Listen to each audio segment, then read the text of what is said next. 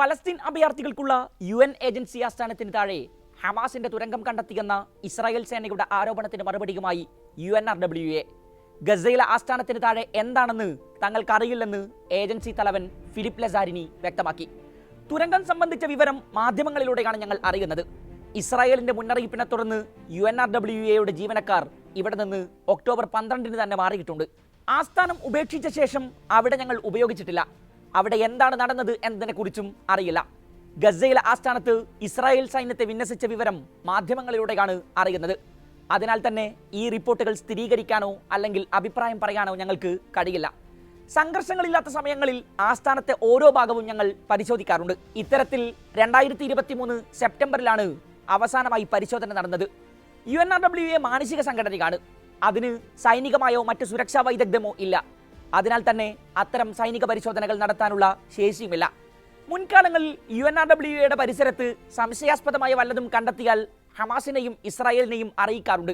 General അസംബ്ലിയിൽ അവതരിപ്പിച്ച വാർഷിക റിപ്പോർട്ടുകളിൽ ഇക്കാര്യം സ്ഥിരമായി റിപ്പോർട്ട് ചെയ്യുകയും പരസ്യമാക്കുകയും ചെയ്തിട്ടുള്ളതാണ്.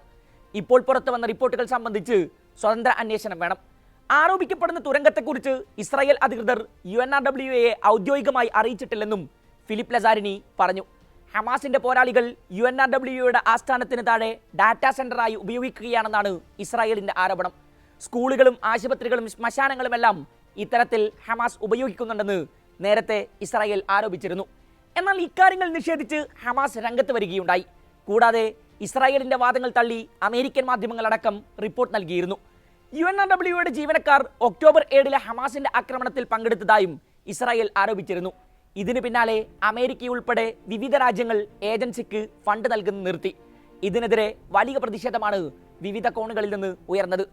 ഇസ്രായേൽ എന്ന അധിനിവേശ രാജ്യം രൂപീകൃതമായി 1 വർഷം കഴിഞ്ഞ് 1949 ഏജൻസി ആരംഭിക്കുന്നത്. ഫലസ്തീൻ അഭയാർത്ഥികൾക്ക് ആവശ്യമായ സേവനങ്ങൾ ചെയ്യുക എന്നതാണ് പ്രധാന ലക്ഷ്യം. വിദ്യാഭ്യാസം, ആരോഗ്യം, ദുരിതാശ്വാസം, സാമൂഹിക സേവനം, അടിസ്ഥാന സൗകര്യങ്ങൾ, സാമ്പത്തിക സഹായം തുടങ്ങിയ വിവിധ മേഖലകളിലാണ് ഏജൻസി പ്രവർത്തിക്കുന്നത്. ഒക്ടോബർ 7 ശേഷമുള്ള ഇസ്രായേൽ ആക്രമണത്തിൽ ഏജൻസിയുടെ നിരവധി പ്രവർത്തകരാണ് കൊല്ലപ്പെട്ടത്. യുദ്ധാനന്തരം ഗസയിൽ ഏജൻസിയുടെ പ്രവർത്തനം അവസാനിപ്പിക്കുമെന്നാണ് ഇസ്രായേലിന്റെ നിലപാട്. അതേസമയം ദീർഘകാല വെടിനിർത്തലിന് ഇസ്രായേൽ തയ്യാറാകണമെന്ന് അമേരിക്കൻ പ്രസിഡന്റ് ജോ ബൈഡൻ ആവശ്യപ്പെട്ടു. റഫ ആക്രമണത്തിൽ നിന്ന് പിന്തിരിയണമെന്നും അദ്ദേഹം ഇസ്രായേലിന് മുന്നറിയിപ്പ് നൽകി. വെടിനിർത്തൽ ചർച്ചയ്ക്കായി ഫലസ്തീൻ പ്രസിഡന്റ് മഹ്മൂദ് അബ്ബാസ് ഖത്തറിലെത്തി. റഫയിൽ കഴിഞ്ഞ ദിവസം നടന്ന ഇസ്രായേൽ ആക്രമണത്തിൽ 50 പേർ കൂടി കൊല്ലപ്പെട്ടു. റഫക്ക് നേരെ കരയാക്രമണം ഘടിപ്പിക്കുമെന്ന് ഇസ്രായേൽ പ്രധാനമന്ത്രി ബെഞ്ചമിൻ നെതന്യാഹു കഴിഞ്ഞ ദിവസം പറഞ്ഞിരുന്നു. ജനങ്ങളെ ഒഴിപ്പിക്കാൻ സൈന്യത്തിന് നിർദ്ദേശം നൽകിയെന്നും റിപ്പോർട്ടുണ്ട്. ഒരു വിദേശ മാധ്യമത്തിന് നൽകിയ അഭിമുഖത്തിലാണ് നെതന്യാഹുവിന്റെ പരാമർശം. ഐക്യരാഷ്ട്രസഭയുടെയും ലോകരാജ്യങ്ങളുടെയും പ്രതിഷേധം അവഗണിച്ചാണ് റഫയിൽ കരയാക്രമണം ഘടിപ്പിക്കാൻ ഇസ്രായേൽ ഒരുങ്ങുന്നത്. റഫയിൽ പ്രവേശിക്കരുത് എന്ന് ഇസ്രായേലിനോട് പറയുന്നത് ഹമാസിനെതിരായ യുദ്ധത്തിൽ തോൽക്കുന്നതിന് തുല്യമാണെന്നും നെതന്യാഹു പറഞ്ഞു. ലക്ഷങ്ങളെ ഇവിടെ നിന്ന് ഒഴിപ്പിക്കാൻ സൈന്യത്തോട് ആവശ്യപ്പെട്ടതായും റിപ്പോർട്ടുണ്ട്.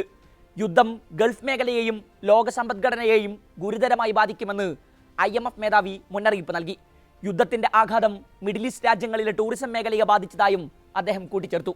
ചെങ്കടലിലെ കപ്പൽ ചരക്ക് ഗതാഗതം കുറയുന്നത് ചരക്ക് ചെലവ് വർദ്ധിപ്പിക്കുന്നതായും IMF മേധാവി ചൂണ്ടിക്കാട്ടി.